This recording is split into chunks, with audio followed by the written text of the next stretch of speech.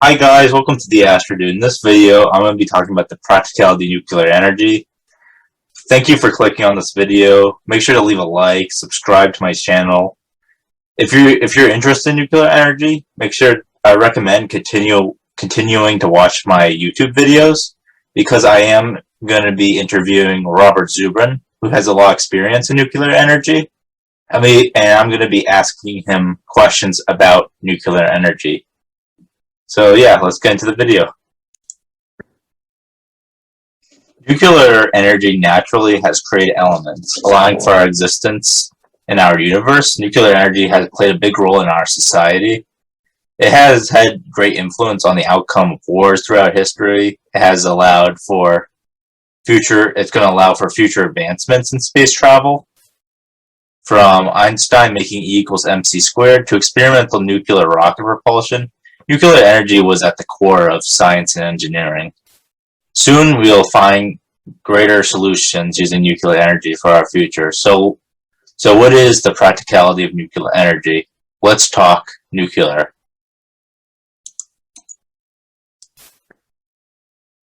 Okay, so what makes nuclear energy so great is its very high energy density.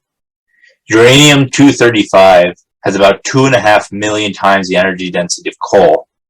And this is because uranium-235 converts mass into energy, which is represented by E equals mc squared, rather than coal, which releases stored energy stored between chemical bonds.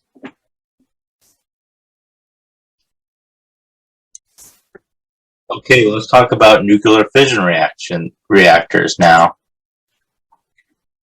So the first nuclear reactor was the Chicago Pile 1, created on December 2nd, 1942, built under the University of Chicago's football field. Nobel Prize winner Enrico Fermi and his 48 colleagues built this reactor. The nuclear fission reaction is a chain reaction. For every one neutron impacting uranium atom, 2 neutrons are released. In order for the Chicago Pile 1 to control the nuclear reaction, it uses rods made up of cadmium, which absorbs some of the neutrons.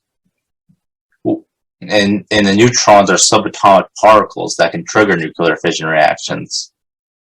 So the cadmium rods makes it so that the nuclear fission reaction in the nuclear reactor works linearly and not exponentially.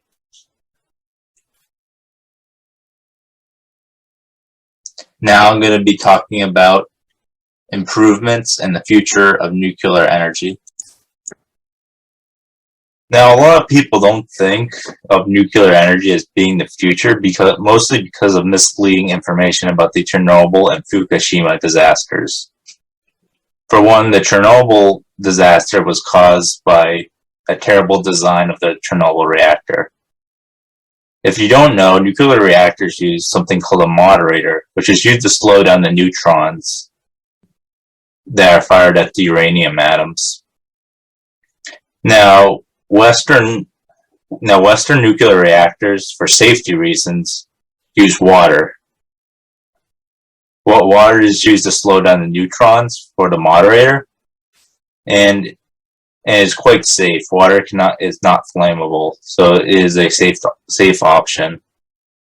But unlike Western nuclear reactors, the nuclear reactor in Chernobyl used graphite as a moderator. And if you don't know, graphite is flammable. And what happened was the graphite got lit on fire and caused the nuclear reactor to blow. Now, as for the Fukushima disaster, the nuclear reactor in Fukushima was terribly managed, was 40 years old, and got hit by one of the strongest tsunamis ever recorded. So yeah, it wasn't because nuclear reactors are unsafe. It was because of they weren't going under the right conditions. So they were either terribly managed or poorly engineered. Okay, so let me talk about future reactors now. Okay, so one of the interesting nuclear fission reactor designs that I find is the one being developed by TerraPower. The nuclear reactors that are being developed by TerraPower are known as breeder reactors, and how they work is they run on U-238, otherwise known as nuclear waste. And how it works is, because uranium-238 is not fissile, what the reactor does is it adds a neutron to uranium-238, making it into uranium-239. Then the uranium-239 becomes plutonium-239 by releasing 2 electrons through beta decay. And plutonium-239 is actually more fissile than uranium-235, and this makes the breeder reactors more efficient. So for decades, people were trying to make breeder reactors, but they never worked because of the technology. The computing power to optimize these reactors just wasn't there.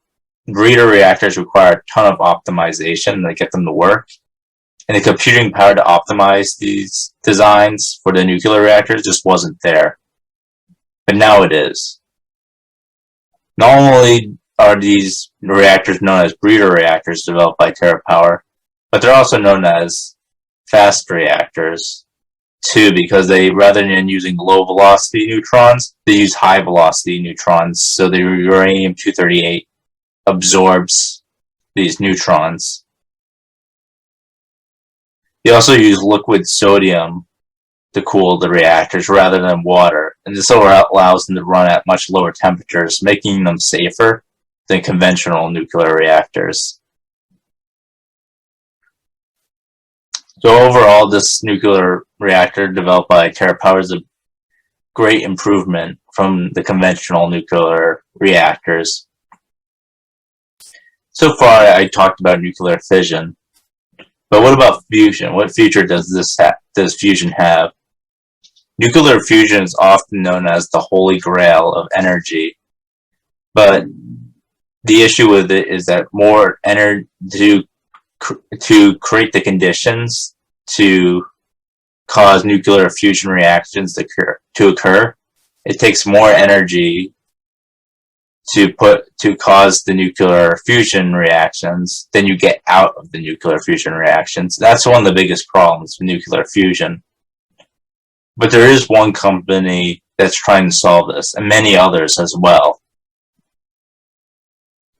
So one of the companies that is working to solve this problem is called General Fusion. And what they're doing is, rather than conventional fusion reaction designs that use magnetic fields and superheated lasers to cause the nuclear fusion reactions to occur, what General Fusion is using is it's using liquid lithium to surround the fusion reactants, and it's using these high-powered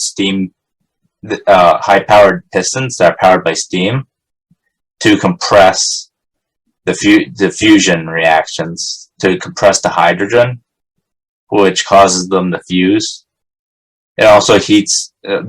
Also heats the hydrogen with lasers, so that way it causes the fusion reaction. So in order for there to be a fusion reaction, to have high pressures and high temperatures to get the hydrogen atoms to fuse. So using steam-powered pistons requires a lot less energy than using high-powered magnetic fields. Another great thing about this design is not only is the liquid lithium used to help compress the hydrogen isotopes, but it's also used as for the heat exchanger to transform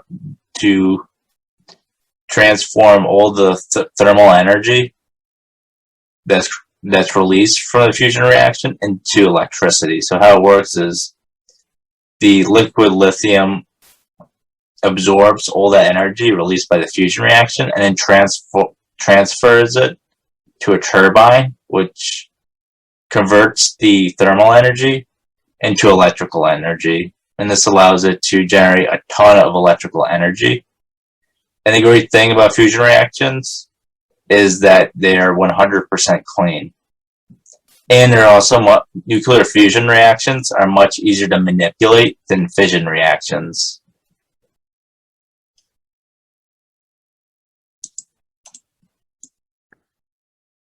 So that's it for the video. If you're interested in nuclear energy, please leave a like on this video and subscribe to my YouTube channel, as I'll be making more videos in which I'll talk about nuclear energy or are at least related to nuclear energy. So thank you for watching this video, and have a great day, and goodbye.